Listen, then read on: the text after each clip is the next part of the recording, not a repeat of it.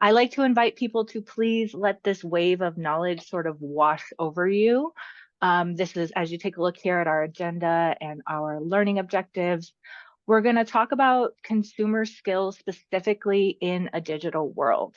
We're going to talk about social media and dark patterns. We're going to specifically talk about buy now, pay later spending platforms.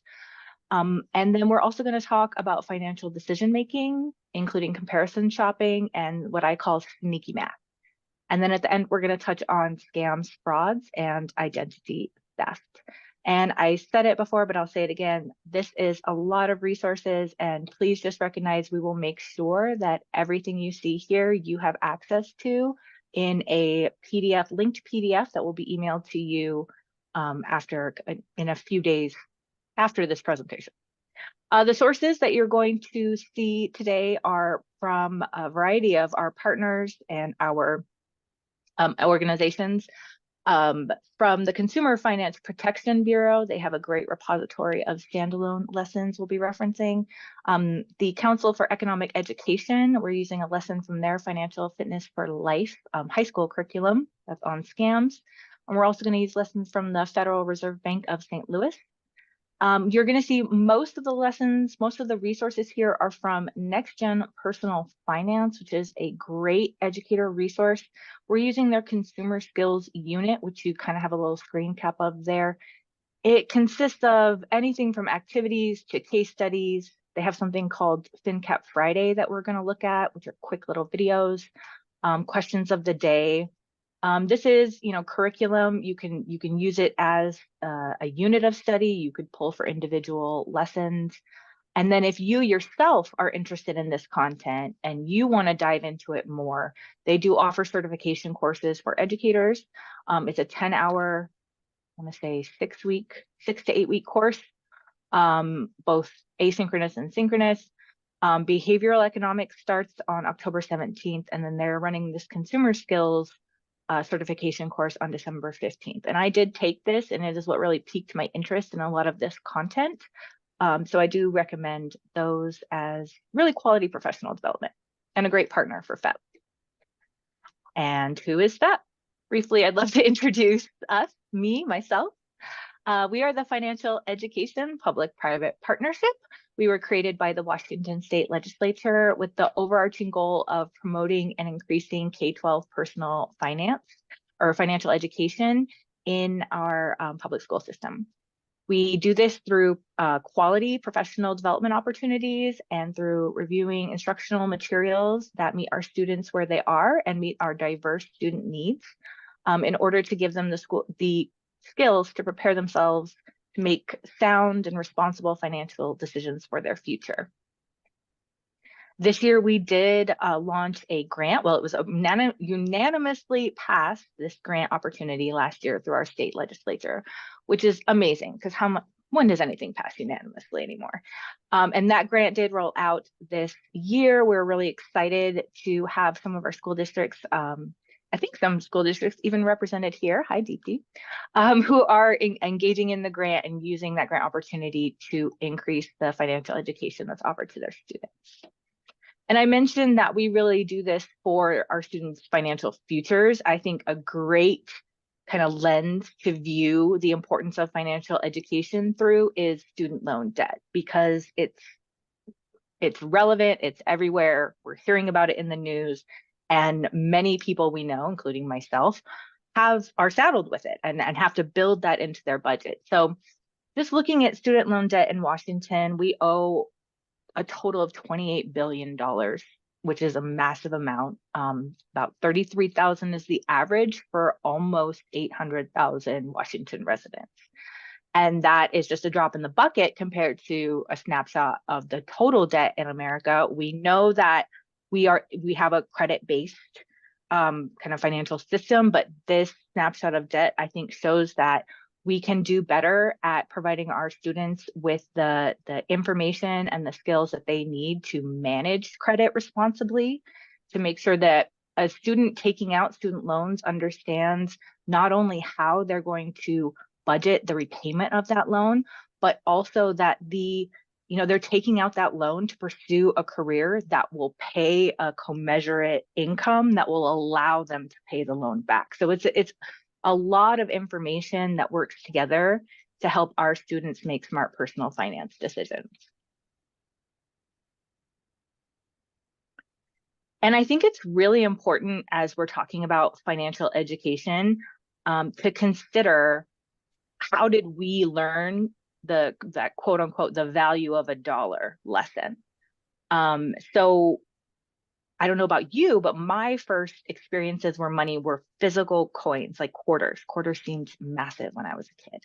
And I remember going to the gas station and being able to put the quarters in the little machine to turn the knob and get candy. And I think that the students growing up now are experiencing those, we're having those experiences in a completely different world because they have been born into the digital age. These are students who have never gone without YouTube in their lives, right? So they're growing up in a different world and they're learning these life lessons in different ways. So I'd really invite you, as we talk about this, or as we talk through this presentation, but also as, just in general, we're thinking about financial education, what experiences did you have? How did you learn the value of a dollar? Or about personal finance or those smart money lessons? And will your students have those same opportunities? Can they have the same opportunities? Do they even exist anymore? And if they don't, how can we meet students where they are now to still give them this critically important information? But remembering that they're learning and experiencing and practicing in a completely different way than most of us learned. And that's, again, why I think that this information can be so useful. It's not just for students. I hope you all take something away from this that makes you feel empowered to be a better consumer. I have to talk about standards, but just briefly, I promise, very briefly. We have standards. We have Washington State Financial Education Standards, and here are our competencies. I always joke, I have the same line. I joke that this is the Jeopardy board for things I wish I had learned in high school. And so we at FETPeer believe that we can do that. And we can do that by integrating financial education into other content areas where it's relevant. And that's what we're really going to kind of focus on here today, is talk about ways we can sneak in financial education in the time you have to meet the audience that you have. But our financial education competencies, as you can see here, spending and saving, credit and debt, employment and income, investing, insurance and risk management, and then financial decision making. And so today, we actually have a specific standard under spending and saving that talks about consumer skills. And obviously, we're focusing on those consumer skills today. So we're in that spending and savings space, but we're also talking a lot about financial decision making. And I think we're touching into the idea of credit and debt and managing that responsibly as well.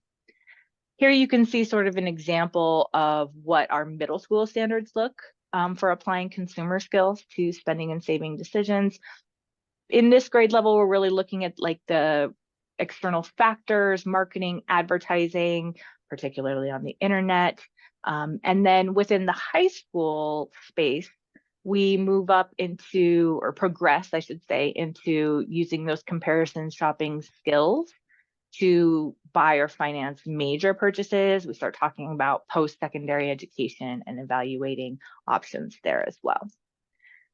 And that's it, I promise, that's it on the standards. Do you guys have enough standards to teach? I fully recognize that. But I will say, before we start digging into the resources, I have to make a case for financial education and social emotional learning, especially for our middle school and high school students. K-5 has SEL really just baked in all day, every day, I think. But I particularly love to see the connection between financial education and SEL as the students get older, because they start really focusing in on responsible decision making and problem solving, which is a part of every financial decision that we make. We're also see a real connection with self-efficacy, which is about connecting to your future self, right? Seeing yourself as capable, motivating yourself to reach your goals. And that also is really going to relate The more agency, the more that we empower our students with the knowledge, and ourselves, let's be real, with the knowledge, with personal finance knowledge, the more, you know, you feel like you can make those smart decisions. And both these, like financial education, social emotional skills, we use them in almost every interaction. And I really think people are starting to notice that it's a component of our overall wellness, right? It's not just, am I staying in shape or going to the gym? It's also, how are my spending habits? They can have a cascade effect on the rest of other parts of our lives, right? And so it just kind of demonstrates that these are all habits that we need to dedicate some time explicitly to teaching, and that we can develop these habits. So we can develop good spending habits. We can work at them like a muscle. We're not inherently labeled, good or bad at anything. We can always build toward that growth mindset. So particularly in the older grades, when it can feel a little bit like we're not going to talk about our feelings, so much, but you still want to kind of dive into that self space. I think personal finance can be a really amazing opportunity for that.